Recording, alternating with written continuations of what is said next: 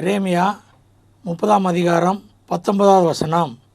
அவர்களை வர்த்திக்க பண்ணுவேன், அவர்களை குறுகி போவதில்லை, அவர்களை மகிமைப்படுத்துவேன், அவர்கள் சிறுமைப்படுவதில்லை. கிறிஸ்துவில் பிரியமானவர்களே, இரட்சகர் மீட்பருமாகிய இயேசு கிறிஸ்து இனிய நாமத்தினாலே வாழ்த்துகிறோம். இதனால் இந்தியா முழுவதும் குடியரசை கொண்டாடுகிற நாள். செய்தி கேட்கும் ஒவ்வொரு மக்களுக்கும் குடியரசு தின நல்வாழ்த்துக்களை தெரிவித்துக் கொள்கிறோம். இனிய 30ஆம் அதிகாரம் 19ஆம் வசனம். அவர்களை வர்த்திக்க பண்ணுவேன், அவள் குறுகி போவதில்லை, அவள் மகிமைப்படுத்துவேன், அவள் சிறுமைப்படுவதில்லை. ஆண்டவர் இயேசு கிறிஸ்து இந்த குடியரசை கொண்டாடுகிற நம்ம ஒவ்வொரு கருத்தை கொடுக்கிற விசேஷம் ஆசீர்வாதம். அவர்களை வர்த்திக்க பண்ணுவார். தேசம் கர்த்தர் வர்த்திக்க பண்ணும். தேசத்தில் விஞ்ஞானத்தை வர்த்திக்க பண்ணுவார், தேசத்தில் விவசாயத்தை வர்த்திக்க பண்ணுவார், தேசத்தில் தொழிலை வர்த்திக்க பண்ணுவார், தேசத்தில் நன்மைகளை வர்த்திக்க பண்ணுவார், தேசத்தில் சமாதான கர்த்தர் வர்த்திக்க பண்ணுவார். நம்ம ஆளுகிற பிரசிடெண்ட்டுக்கும் பிரைம் மினிஸ்டருக்கும் சீஃப் மினிஸ்டர் கர்த்தர் ஞானங்களை வர்த்திக்க பண்ணுவார். அன்புக்குரியவர்களே, தேசத்தை வர்த்திக்க பண்ணுகிற பொழுது அது ஒருவரால் யாரும் தடுக்க முடியவே முடியாது. ஆகவே மீண்டும் ஒரு முறை குடியரசு தின நல்வாழ்த்துக்களை தெரிவித்துக் கொள்கிறேன். 115ஆம் சங்கீதம் 15-14. கர்த்தர் உங்களையும் உங்கள் பிள்ளைகளையும் வர்த்திக்க பண்ணுவார். கர்த்தர் உங்களையும், இந்த குடியரசு தினத்தை கொண்டாடுகிற அன்பு தேவ கர்த்தருடைய பிள்ளைகளே, கர்த்தர் பேசுகிறார். கர்த்தர் உங்களையும், தேசத்தில் வாழ்கிற உங்களையும், தேசத்தில் உங்கள் குடும்பங்களையும், உங்கள் சமுதாயத்தையும் கர்த்தர் வர்த்திக்க பண்ண போகிறார். கர்த்தர் உங்களையும் உங்கள் பிள்ளைகளையும் வர்த்திக்க பண்ணுவார். நம்ம கேட்கலாம், எப்படி வருணாயிருந்தானே ஆபிரகாம் கர்த்தர் அழைத்த பொழுது தான் போகிற தேசம் என்னது அறியாமல் கர்த்தர் வார்த்தை கீழ்ப்படிந்து போனான். கர்த்தர் அழைத்த பொழுது மனைவியோடு அவன் தேசத்தில் புறப்படுகிறான். மனைவியோடு கர்த்தர் அழைத்து அந்த அழைப்பை கீழ்ப்படிந்தான். கர்த்தருடைய பிள்ளைகளே, இந்த நாளில் அவர்களை வர்த்திக்க பண்ணுவார். அவர் வர்த்திக்க பண்ண நோக்கம் குடும்பத்தை கர்த்தர் ஆசீர்வதிக்க வரும். குடும்ப ஆசீர்வாதம், தேசம் ஆசீர்வதிக்கப்படும். உங்கள் நிமித்தமாக குடும்பத்தின் அந்த பட்டணம் ஆசீர்வதிக்கப்படும். உங்கள் குடும்பத்தின் நிமித்தமாக அந்த கிராமம் ஆசீர்வதிக்கப்படும். எந்த இடத்துல அந்த இடம் அங்கே ஆசீர்வதி உங்களால் அந்த வேலையோ ஹாஸ்பிட்டலோ ஸ்கூலோ ஆசீர்வதிக்கப்படும். அன்புக்குரியவர்களே, கர்த்தர் பேசுகிறாரு. தண்ணி மனிதன் இருந்தான் ஆபிரகாம் கர்த்தர் அழைத்து கர்த்தர் பேசுகிற ஆதியாகமம் 15ஆம் அதிகாரம் 5ஆம் வசனம். அவர் அவனை வெளியே அழைத்து, நீ வானத்தை அண்ணாந்து பார்த்து நட்சத்திரங்களை என்ன உன்னாலே கூடுமானால் அவைகளை என்ன என்று சொல்லி, பின்பு அவனை நோக்கி, உன் சந்ததி இவ்வனமாய் இருக்கும் என்றார். கர்த்தர் ஆபிரகாம் அழைக்கிற பொழுது 75 வயசு அழைக்கிறார். கர்த்தர் அழைத்த பொழுது அப்பொழுது சீனியர் சிட்டிசன், அவர் 75 வயசு. கர்த்தர் அழைக்கின்ற பொழுது ஒரு உடன்படிக்கை பண்ணுறார். ஆதியாகமும் 12ஆம் அதிகாரம் 2ஆம் வசனம். நான் உன்னை பெரிய ஜாதியாக்கி உன்னை ஆசீர்வதித்து உன் பேரை பெருமைப்படுத்துவேன், நீ ஆசீர்வாதமாய் இருப்பாய். கர்த்தரும் அழைத்த பொழுது உன்னை ஆசீர்வதிப்பேன், உன்னை பெரிய ஜாதி ஆக்குவேன், உன் பேரை மகிமைப்படுத்துவேன். அவனுக்கு ஒரு கான்ஃபிடன்ஸ் வந்து விட்டது. என் ஆட்பனாக இயேசு கிறிஸ்து என்னை ஆசீர்வதிக்க வல்லவராக இருக்கார். தொடர்ந்து வாழ்க்கையில் ஆசீர்வாதம் தான்.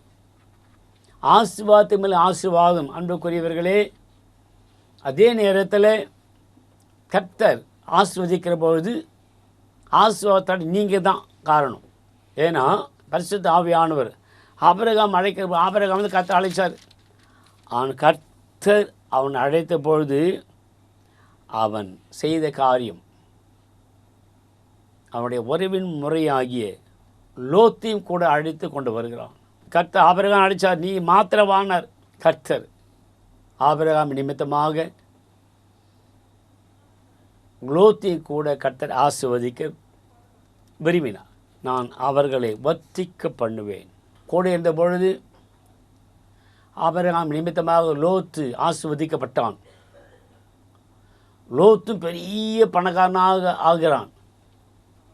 ஆபிரகாம் போல பெரிய பணக்காரன் ஆகிறான். 2 பேரும் அவர்கள் சஞ்சாரிகளாக அப்படியே கடந்து வருகிறார்கள். போகிற இடமெல்லாம் டென்ட் போடுறாங்க. போகிற இடமெல்லாம் அவர்களுக்கு மாட்டு மந்தைகள் பெருகிறது, ஆட்டு மந்தைகள் பெருகிறது, பெரிய பெருகிறது, மனிதர்கள் பெருகிறார்கள். இது நிமித்தமாக அவருக்குள்ளே வாக்குவாதம் வருகிறது.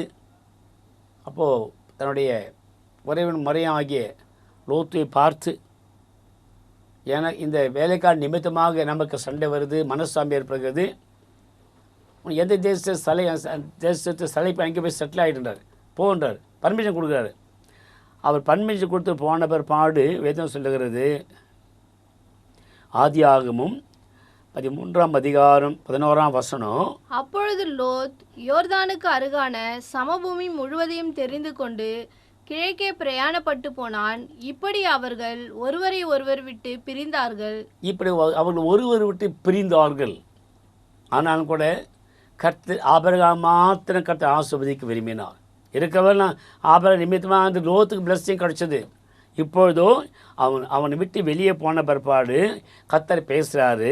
ஆதியாகமம் 13ஆம் அதிகாரம் 14ஆம் வசனம். லோத் ஆபிராமை விட்டு பிரிந்த பின்பு கர்த்தர் ஆபிராமை நோக்கி, உன் கண்களை ஏறெடுத்து நீ இருக்கிற இடத்திலிருந்து வடக்கேயும் தெற்கேயும் கிழக்கேயும் மேற்கேயும் நோக்கி பார். நீ இருக்கிற இடத்துலேருந்து ஆண்டு இயேசு இருக்கிற இடத்துல உன்னை வர்த்திக்க பண்ண போகிறார். எந்த வியாபார ஸ்தலமா, அல்ல ஃபேக்ட்ரியா, அல்ல கவர்மெண்ட் ஜாபா, அல்ல மற்ற காரியங்களா, வியாபாரமாக எல்லாம் கர்த்தர் இருக்கிற இடத்துல கர்த்தவனை ஆசீர்வதிக்க விரும்புகிறார். இங்கே போ அங்கே போன்னு சொல்லலை. இருக்கிற இடத்துல கர்த்தர் இன்றைக்கு ஆசீர்வாதம் தேடி ஓடி வருகிறது. அவர்களை வர்த்திக்க பண்ணுவேன் ஆண்டு சொல்கிற ஆபிரகாமை பார்த்து, அப்பா இருக்கிற இடத்திலேயே வடக்கேயும் தெற்கே கிழக்கே மேற்கு நோக்கி பாரு. நீ பார்க்கிறது போய் முழுவதும் நான் உனக்கும் உன் சந்ததி என்றென்றைக்கும் இருக்கும்படி கொடுத்து, நீ இருக்கிற இந்த போய் முழுவதையும் உனக்கும் சந்ததிக்கும் என்றைக்கு இருக்கும்படி கொடுத்து கர்த்தர் பேசாரு. உன் சந்ததி பூமியின் தோலை போல பெருக பண்ணுவேன். ஒரு பூமியின் தோலை என்ன கூடுமானால் உன் சந்ததி எண்ணப்படும். பூமி தோலை யாரால் எண்ண முடியும்? ஆகவே கர்த்தர் பிள்ளை சந்ததி யாரால் எண்ணப்பட முடியும்? உலகம் முழுவதும் கர்த்தர் பிள்ளை வியாபித்திருக்கிறார்கள். எங்கே போனாலும் இயேசு ஆராதிக்க பிள்ளைகள், இயேசு மையப்படுத்துகிற பிள்ளைகள், இயேசுவை கும்பிடுகிற பிள்ளை எங்கள் உலகம் முழுவதும் வியாபித்திருக்கிறார்கள். கர்த்தரை பேசுகிறாரு. 17ஆம் வசனம் 13-17 எழுந்து நீளமும் அகலமும் எம்மட்டுமோ அம்மட்டும் நடந்து திரி, உனக்கு அதை தருவேன் என்றார். அன்றைக்கு நடந்து இருக்கிற இடத்திலே ஆசீர்வாதம். நீ எவ்வளோ நடப்பா, மேற்கு நடு வடக்கு தெற்கு எவ்வளவு நடக்கிற அந்த நீ நடக்கிற இடமெல்லாம் உனக்கு சொந்தமாய் தருவேன். அன்புக்குரியவர்களே, ஆதியாகமம் 18ஆம் அதிகாரம் 17ஆம் வசனம். அப்பொழுது கர்த்தர் ஆபிரகாம் பெரிய பலத்த ஜாதியாவதினாலும் அவனுக்குள் பூமியில் உள்ள சகல ஜாதிகளும் ஆசீர்வதிக்கப்படுவதினாலும். அன்றைக்கு ஆபிரகாம் பெரிய பலத்த ஜாதியாக்கினார் ஆண்டு. ஒரு மனுஷன் ஆபிரகாம் ஒருத்தர் தான். அவனுக்கு ஒன்று கர்த்தர் பெரிய காலம் செய்தார். அப்புறம் கர்த்தர் ஆபிரகாம் பெரிய பலத்த ஜாதியாவதினாலும் அவனுக்கு பூமியில் சகல ஜாதிகளும் ஆசீர்வதிக்கப்படுவதினாலும். அவனுக்கு ஆபிரகாமுக்குள் இன்றைக்கு நான் ஆபிரகாம் சொல்ல நான் மிக சந்தோஷப்படுறேன். ஆபிரகாம் தகப்பன் சொல்ல சந்தோஷப்படுகிறேன். சரி, பேர தகப்பன் வேறு, ஆவிக்கு ஒரு தகப்பன் வேறு. அன்புக்கு ஆவிக்கு தகப்பனை ஈசாக் விசுவாசத்தில் வல்லவன். அந்த ஆண்டவராக இயேசு விசுவாசி எனக்கு ஆபனை பெற்றுக்கொண்டு அனைத்து நன்மை என் குடும்பத்தை எனக்கு வந்து செய்திக்க அன்பாக தேவனுடைய பிள்ளை இன்றைக்கு உனக்கு அந்த ஆசீர்வாதம் தேடி வருகிறது. அன்புக்குரியவர்களே, நான் அவர்களை வர்த்திக்க பண்ணுவேன். ஆதியாகமம் 26ஆம் அதிகாரம் 13ஆம் வசனம். அவன் ஐஸ்வர்யவனாகி வர வர விருத்தி அடைந்து மகா பெரியவனானான். அன்புக்குரியவர்களே, பஞ்சத்தில் ஆசீர்வாதம் அதான் கர்த்தருடைய பிள்ளை ஸ்பெஷாலிட்டி. பஞ்சம் வருகிறதா, நீ சோர்ந்து போவாத. ஒன்றுமல்லையா சோர்ந்து போவாத, களைப்படுது நீ களைப்பது போவாத, வறட்சியா நீ சோர்ந்து போவாத. களைப்பு வரும், வறட்சி வரும், பஞ்சம் வரும், வேதனை எல்லாம் வருகிறது. எல்லாம் தூக்கி அப்படி மூட்டை கட்டி பெங்காலில் போட்டுட்டு செய்யணும் ஒரே ஒரு காரியம்.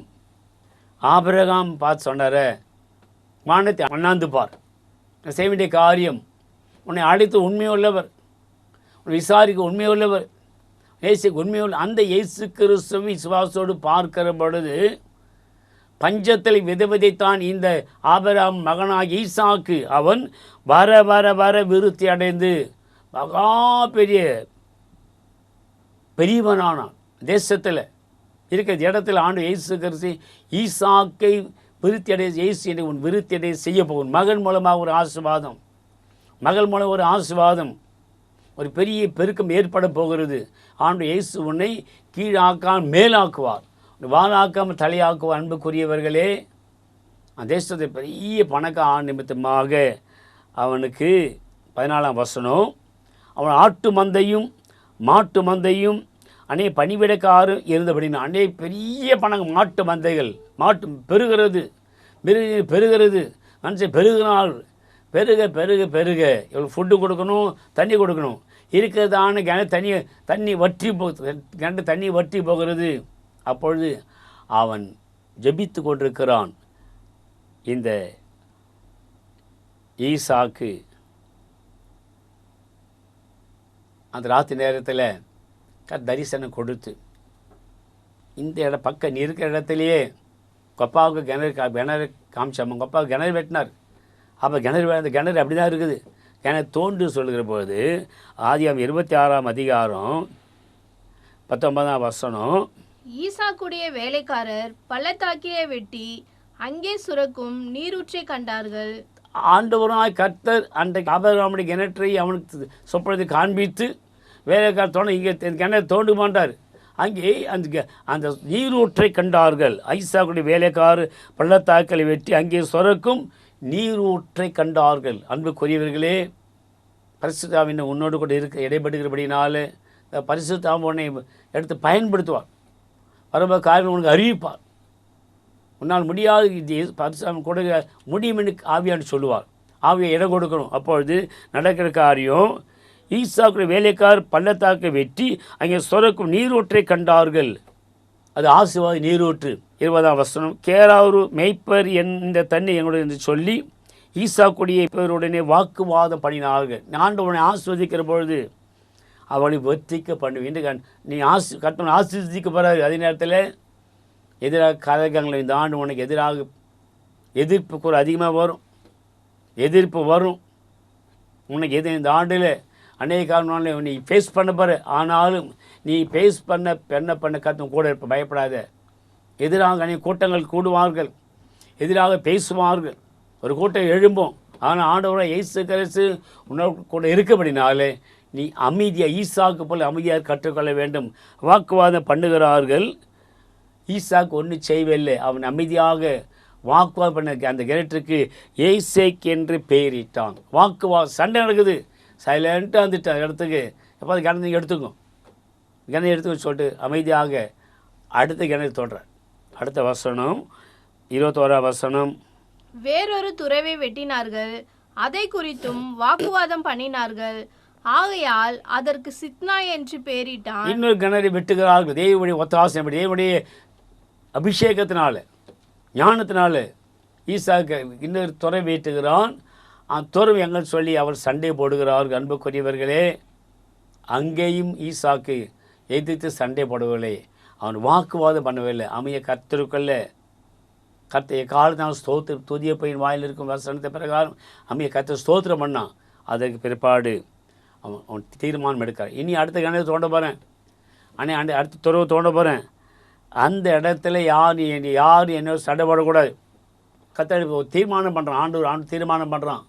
ஜபிக்கிற, ஆண்டவரே இன்னும் கிணறு தோண்ட போகிற ஏசப்பா, இன்னும் கிணறு தோண்ட போகிற ஆண்டவரே, என்னையா இது பேசக்கூடாது, என் வாழ்க்கை போதும், பட்டது போதும், சுட்டது போதும் ஐயா.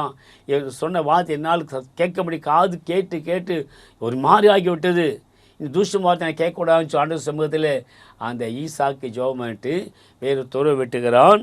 அப்பொழுது அவன் என்ன சொல்கிறான்னா, தீர்மானத்தோடு தேசத்தை நாம் பருகும்படிக்கு, தேசத்தில் பெருகும்படி கர்த்தர் இடம் உண்டாக்க இதுபடி நாட்கள் நீ பெருகாதபடிக்கு உன்னை தடை பண்ணி எல்லா தடை இன்றைக்கு மாறப்போகிறது. தடைகள் மாறப்போகிறது, சாபங்கள் மாறப்போகிறது, தீமையாக்க விட்டு விலக போகிறது, நஷ்டம் விலக போகிறது. ஆண்டு இயேசுக்கு உன்னை கர்த்தர் வசன பிரகாரம் எரேமியா 30:19 பிரகாரம் அவர்களை வர்த்திக்க பண்ணுவேன். தேசத்தை நாம் பலுகி பெருகும்படிக்கு கர்த்தர் நமக்கு இடம் உண்டாக்கான்னு சொல்லி ரெகோபோத் என்று அட்வான்ஸாக பெயர் வைக்கிறான். அன்புக்குரிய இந்த நாளிலும் கூட தேவனை உன்னை கர்த்தர் பார்க்குறார். நீ தீர்மானம் எடுக்கணும். ஏசு நாம் தீர்மானம் எடுக்கணும். இனி வாழ்க்கையில் சண்டை வராது, என் மனைவிக்கு சண்டை வராது, பிள்ளைகளுக்கு சண்டை வராது, மகனுக்கு சண்டை வராது, என் மருமையினுக்கு சண்டை வரவே வரா. என் ஆண்டு இயேசு கிறிஸ்து என்னோடு கூட இருக்கிறான். ரெகோபோத் என்று பெயர் வச்சானே, நீங்கள் ரெகோபோத் இன்றைக்கு ஆண்டு இயேசு வாழ்க்கையில் ரெகோபோத்தை கற்று உண்டாக்க போகிற சொல்லி பெயர் அப்போ அவர் வாக்குவாதம் பண்ணவில்லை. அங்கே வேறு ஊருக்கு போகிறாரு. அந்த ராத்திரியிலே கர்த்தர் அவன் தரிசனமாகி, அவன் தகப்பனா ஆபிரகாம் தேவன், பயப்படாதே, நான் உன்னோடு கூட இருந்து என் ஊழியக்காரனாகி ஆபிரகாம் நிமித்தம் உன்னை ஆஸ்வதித்து உன் சந்ததியை பெருக பண்ணுவேன். கர்த்தர் சொல்கிறார், என் மகனாகிய ஆபிரகாம் நிமித்தம் உன்னை ஆசீர்வதித்து உன் சந்ததியை பெருக பண்ணுவேன். சொன்ன உடனே அவன் செய்த காரியம், அங்கே பலிபீடத்தை கட்டி, ஒரு பலிபீடத்தை கட்டி கர்த்தர் நாமத்தை தொழுது கொண்டு அங்கே கூடாரத்தை போட்டான். அவ்விடத்தில் ஈசாக்கு வேலைக்காரர் ஒரு துறவை வெட்டினார்கள். பலிபீடம் கட்டுறார், தேவன் மகிழ்படி பலிபீடம் கட்டுறார், துறவை வெட்டுகிறார். அந்த நேரத்தில் ஸ்தோத்திரம் நடக்கிற ஒரு சாட்சி வருகிறது. அன்புக்குரியவர்களே, அவளை நான் பெருக பத்திரிக்கை பண்ணி சொல்லும்போது கர்த்தர் வாழ்க்கையில் சாட்சி ஏற்படுத்துகிறார். இந்த வருஷத்தில் கர்த்தர் வாழ்க்கையில் ஒரு சாட்சி தான். அதற்கு கர்த்தவனை அச்சாரம் வைக்கிறார். அப்போ இவனை எதிர்த்தவர்கள், சண்டை போட்டவர்கள், போராடினவர்கள் சொல்கிறாங்க. ஸ்தோத்திரம் 26-28 வாசி கேட்கலாமா? 26-28. அதற்கு அவர்கள், நிச்சயமாய் கர்த்தர் உம்மோடே கூட இருக்கிறார் என்று கண்டோம். ஆகையால் எங்களுக்கும் உமக்கும் ஒரு ஆணை ஏற்பாடு உண்டாக வேண்டும் என்று நாங்கள் நிர்ணயம் பண்ணினோம். சண்டை போட்டவர்கள், திட்டினவர்கள், ஏசினவர்கள் பயந்தாங்க. ஏன்னா ஈசாக்கு கர்த்தருக்கதை பார்த்து, அன்புக்கு ஆண்டு இயேசு கிறிஸ்து உன்னோடு கூட இருக்கிறார், நிச்சயமாக உன்னை கூட இருக்கா ஜனங்கள் சொல்ல வேண்டும். அப்படி ஒரு பக்தி உள்ள வாழ்க்கை கத்தை எதிர்பார்க்குறார். பக்தி உள்ள வாழ்க்கை எதிர்பார்க்குறார். ஆவியன் கூட எப்போ இருக்கணும். எது நேரத்தோட வாழ்க்கை, ஜெபிக்கிற வாழ்க்கை, ஆராதிக்கிற வாழ்க்கை, தேவனை மகிமைப்படுத்துகிற வாழ்க்கை கர்த்தர் எதிர்பார்க்கிறார். கர்த்தர் எதிர்பார்க்கிற பொழுது எதிர்பார்க்க காரியம் நிறைவேற கர்த்தர் வல்லவராக இருக்கார். அவர்களை வர்த்திக்க பண்ணுவேன் சொல்கிறாங்க மக்கள். கர்த்தர் நிச்சயமாய் உம்மோடு இருக்க நாங்கள் கண்டோம். கர்த்தர் இன்றைக்கு உங்கள் பகுதியில், கிராமத்தில், ஆஃபீஸ் ஸ்தலத்தில், வேலை ஸ்தலத்தில், ஸ்கூலில், விவசாயத்தை எல்லாரும் கர்த்தர் உனக்கு சாட்சி ஏற்படுத்த போகிற சொல்லிட்டு அதில் 29ஆம் வசனம், நாங்கள் உம்மை தொடாமல் நன்மையை உமக்கு செய்து உம்மை சமாதானத்தை அனுப்பினது போல நீர் எங்களுக்கு தீங்கு செய்யாதபடிக்கு உம்மோடு உடன்படிக்கை பண்ணி கொள்ள வந்தோம். கர்த்தரால் ஆசீர்வதிக்கப்பட்டவராமே. உடன்படிக்கை பண்ண வந்தோம், கர்த்தரால் ஆசீர்வதிக்கப்பட்டவராமே. இதுதான் சாட்சியுள்ள வாழ்க்கை. அன்புக்குரியவர்களே, தேவனாய் கர்த்தர் இன்றைக்கு பேசுகிறார். அவர்களை வர்த்திக்க பண்ணுவேன், அவள் குறுகி போவதில்லை. ஆதியாகமம் 30ஆம் அதிகாரம் 43ஆம் வசனம். இவ்விதமாய் அந்த புருஷன் மிகவும் விருத்தி அடைந்து திரளான ஆடுகளும் வேலைக்காரிகளும் வேலைக்காரரும் ஒட்டகங்களும் கழுதைகளும் உடையவனானான். இவ்விதம் அந்த புருஷன் தன் தகப்பனாகிய ஈசாக்கை விட்டு, தாயாகிய ரெபேக்காளை விட்டு, தன் மாமனாகிய லாபான் விட்டு வருகிற பொழுது தனி மனிதனாக கோலும் கையுடைய மனுஷனாக வருகிறான் ஈசாக்கு, இந்த யாக்கோபு. அன்புக்குரியவர்களே, அங்கே வந்த பொழுது யாக்கோபின் நிமித்தமாக அவனுடைய மாமனாகிய லாபான் வீடு ஆசீர்வதிக்கப்பட்டது. யாக்கோபு மூலமாக அங்கே ஆசீர்வாதத்தை கட்டளையிட்டான். யாக்கோபுக்கு அநேக விதமான ஆடுகளும் வேலைக்காரனும் ஒட்டகங்களும் கழுதைகளும் உடையவன் பெரிய பணக்காரர் ஆயிட்டார். தன் மாமனாகிய லாபானை காட்டிலும். அன்புக்குரியவர்களே, இந்த நேரத்தில் ஒருபோதும் கர்த்தர் குறுக வைக்கவே மாட்டார். அவர்களை வர்த்திக்க பண்ணுவேன், அவர்கள் குறுகி போவதில்லை. யோபு 5ஆம் அதிகாரம், யோபு 5:24. உம்முடைய கூடாரம் சமாதானத்தோடு இருக்க காண்பீர், உம்முடைய வாசஸ்தலத்தை விசாரிக்கும் போது குறைவை காண மாட்டீர். உம்முடைய கூடாரம் சமாதானத்தோடு இருக்க காண்பீர்கள், உம்முடைய வாசஸ்தலத்தை விசாரிக்கும் பொழுது குறைவை காண மாட்டேன். அவர்களை விருத்தி ஆக்குவேன், அவள் குறுகி போவதில்லை. இந்த ஆண்டில் உங்களுடைய குடும்பத்தில் குறை வராது. ஆண்டு இயேசு ஒவ்வொரு நாளும் உங்கள் கூடாரம், உங்கள் வீடு சமாதானம் இருக்க போகிறது. வீட்டை கர்த்தர் ஆசீர்வதிக்க விரும்புகிறாரு. வாசல் விசாரிக்கும்போது கர்த்தர் குறைவே காண விடவே மாட்டேன். ஏன்னு சொன்னால் சங்கீதம் 34ஆம் சங்கீதம் 5ஆம் வசனம், சங்கீதம் 34:5. அவர்கள் அவரை நோக்கி பார்த்து பிரகாசம் அடைந்தார்கள், அவர்கள் முகங்கள் வெட்கப்படவில்லை. அவள் நோக்கி பார்த்து பிரகாசம் அடைந்தார்கள், முகங்கள் வெட்கப்பட்டு போகவில்லை சொல்லிட்டு அது 34:9 சொல்லுகிறது. கர்த்தருடைய பரிசுத்தவான்களே, அவருக்கு பயந்திருங்கள், அவருக்கு பயந்தவர்களுக்கு குறைவில்லை. அவள் பயந்தல் குறைவு கிடையாது. கர்த்தர் பேசுறாரு, அவள் விருத்தி ஆக்குவேன், அவள் குறுகி போவதில்லை. கர்த்தர் பயப்படுகிற பொழுது குறை வராது. கர்த்தர் பயப்படும்போது குறைவை ஒருவர் கர்த்தர் அனுமதிக்க மாட்டவே மாட்டார். அன்புக்குரியவர்களே, இந்த காலை நேரத்தில் கர்த்தர் உன்னை விருத்தியாக்க பண்ண போகிறான். சரி, கர்த்தர் ஸ்தோத்திரம். அது மாத்திரமல்ல, நீ குறைவுபடு கர்த்தர் ஒருபோது கர்த்தர் அனுமதிக்க மாட்டார், கர்த்தர் ஒருபோது விரும்ப மாட்டார். ஏன்னா ஆண்டு இயேசு உன்னை மகிமைப்படுத்த போகிறார். யாத்ராகமம் 1ஆம் அதிகாரம் 12 பசங்களா. ஆனாலும் அவர்களை எவ்வளவு ஒடுக்கினார்களோ அவ்வளவாய் அவர்கள் பலுகி பெருகினார்கள். அவர்களை எவ்வளவு ஒடுக்கினார்களோ அவர்கள் அவ்வளவாய் பலுகி பெருகினார்கள். இந்த வருஷத்தில் ஆண்டு இயேசுவனை ஒருவன் ஒடுக்க முடியாது, ஒருவன் இருக்க முடியாது. ஆண்டு இயேசுவனை பலுக பெருக வைக்க போகிறார். அது யாத்திராகமம் 2:23 சொல்லுகிறது. சில காலம் சென்ற பின் எகிப்தின் ராஜா மரித்தான். இஸ்ரவேல் புத்திரர் அடிமைத்தனத்தினால் தவித்து முறையிட்டு கொண்டிருந்தார்கள். அவர்கள் அடிமைத்தனத்திலிருந்து முறையிடும் சத்தம் தேவ சந்நிதியில் எட்டினது. அவள் அடிமைத்தனத்திலிருந்து முறையிடும் தேவ சத்தம், அந்த பிரேயர், அந்த சத்தம் தேவ சந்நிதியில் வந்து எட்டியது. ஆண்டவர் இயேசு கிறிஸ்து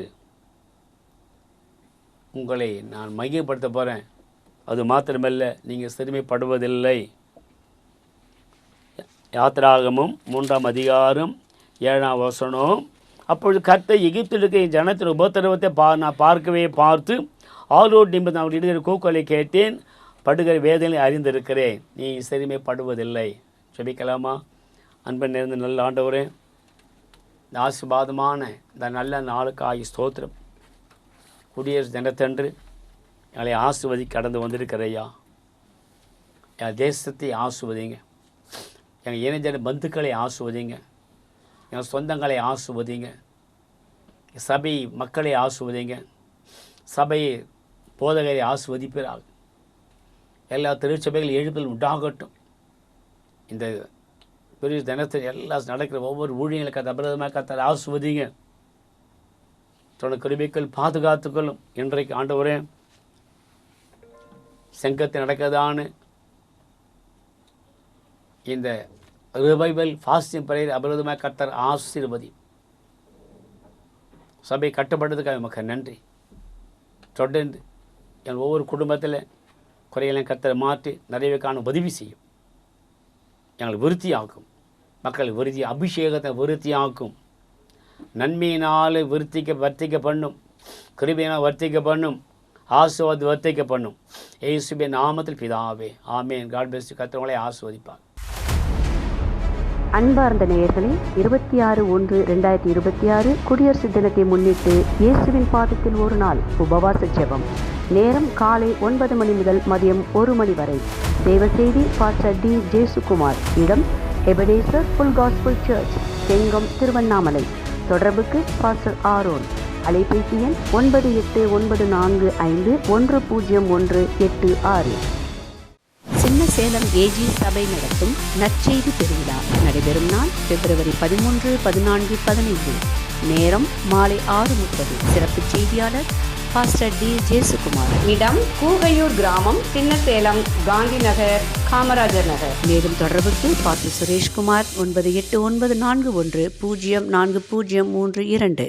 பிரியமானவர்களே, இந்த நிகழ்ச்சி உங்களுக்கு மிகவும் ஆசீர்வாதமாக இருந்திருக்கும் என்று கர்த்தருக்குள் நிச்சயமாய் நம்புகிறோம். உங்களுக்காக ஜெபிக்க விரும்புகிறோம். எங்கள் விலாசம் pastor T. Jesukumar, number 719B, Mapposi தெரு, பெரியார் நகர், சென்னை 60039. Mobile number 94487356.